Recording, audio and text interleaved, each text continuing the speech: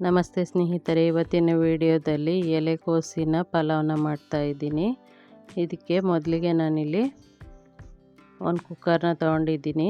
ಇದಕ್ಕೆ ಒಂದು 150 ಗ್ರಾಮಷ್ಟು ಅಡುಗೆ ಎಣ್ಣೆನ ಸೇರಿಸ್ಕೊಂಡು ಆನಂತರ ಒಂದು 8 ಹಸಿಮೆಣಸಿನ್ಕಾಯಿನ ಉದ್ದಕ್ಕೆ ಸೀಳಿ ಸೇರಿಸ್ಕೊಟ್ಟಿದ್ದೀನಿ. ಆನಂತರ ಸ್ವಲ್ಪ ಪಲಾವ್ ಎಲೆ ಒಂದು 2-3 ಹಾಕ್ಕೊಂಡಿದ್ದೀನಿ, ಚಿಕ್ಕದು ಕಟ್ಟಾಗಿತ್ತು. ಹಾಗೆ ಸ್ವಲ್ಪ ಪಲಾವ್ ಸಾಮಾನ ಸೇರಿಸ್ಕೊಂಡಿದ್ದೀನಿ.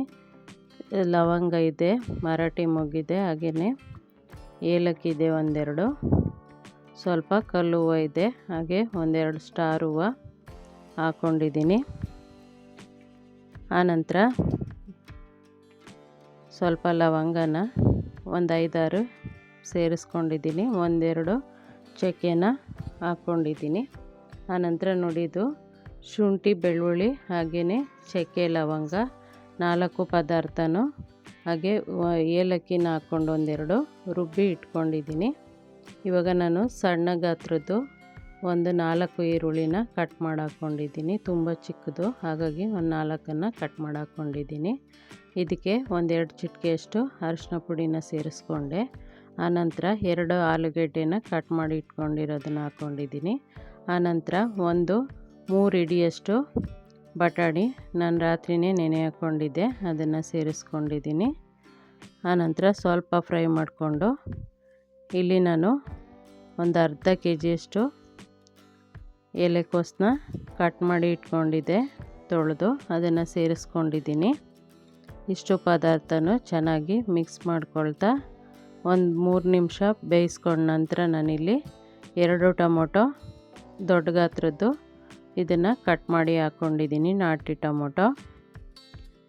ನಾನಿಲ್ಲಿ 1.5 ಲೋಟ ಬಾಸುಮತಿ ಅಕ್ಕಿ ಹಾಗೆಯೇ 2 ಲೋಟ ಮಾಮೂಲಿ ಅಡುಗೆ ಅಕ್ಕಿನ ಮೊದಲೇ ತೊಳೆದು ನೆನೆಯೋಕೆ ಇಟ್ಕೊಂಡಿದ್ದೀನಿ.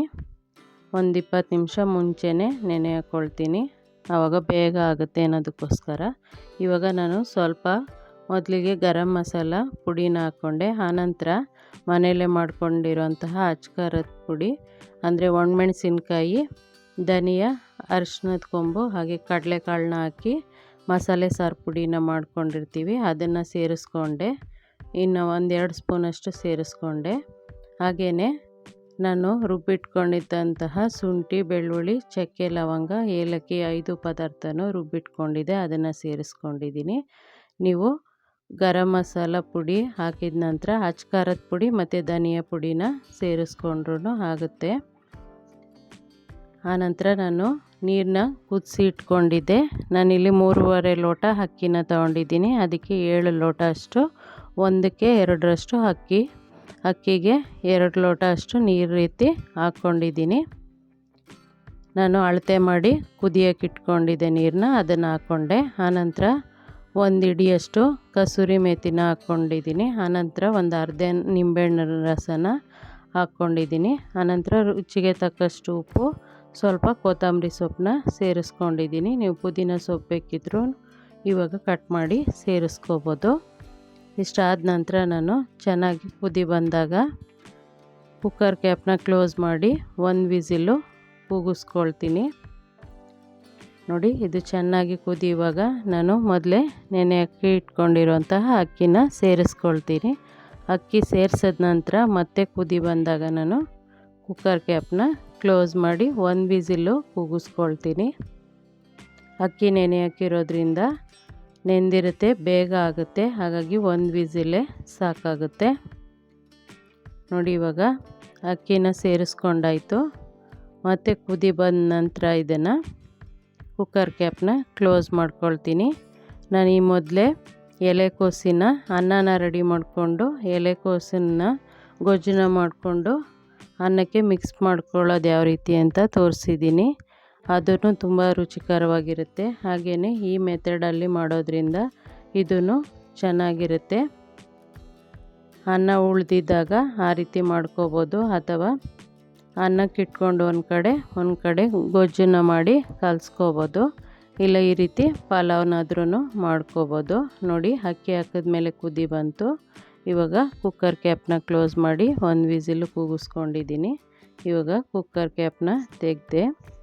ನೋಡಿ ಇಷ್ಟು ಚೆನ್ನಾಗಿ ಆಗಿದೆ ಉದುದ್ರಾಗಿ. ಇವಾಗ ಮಿಕ್ಸ್ ಮಾಡ್ಕೊಳ್ತೀನಿ ನಾನು.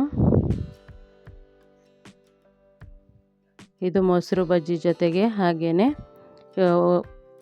ನೀವು ಚಟ್ನಿನ ಮಾಡಿಕೊಂಡ್ರೂ ಚೆನ್ನಾಗಿರುತ್ತೆ. ಸ್ನೇಹಿತರೆ, ಈ ವಿಡಿಯೋ ಇಷ್ಟ ಆಗಿದರೆ ಪ್ಲೀಸ್ ಲೈಕ್ ಮಾಡಿ, ಮರೀದೆ ಕಮೆಂಟ್ ಮಾಡಿ. ಮೊದಲನೇ ಬಾರಿಗೆ ನಮ್ಮ ವಾಹಿನಿನ ನೋಡ್ತಾ ಇದ್ದರೆ ಪ್ಲೀಸ್ ಸಬ್ಸ್ಕ್ರೈಬ್ ಮಾಡಿಕೊಂಡು ನೋಡಿ. ಹಾಗೆ ನಿಮ್ಮ ಸ್ನೇಹಿತರಿಗೂ ಈ ವಿಡಿಯೋನ ಶೇರ್ ಮಾಡಿ.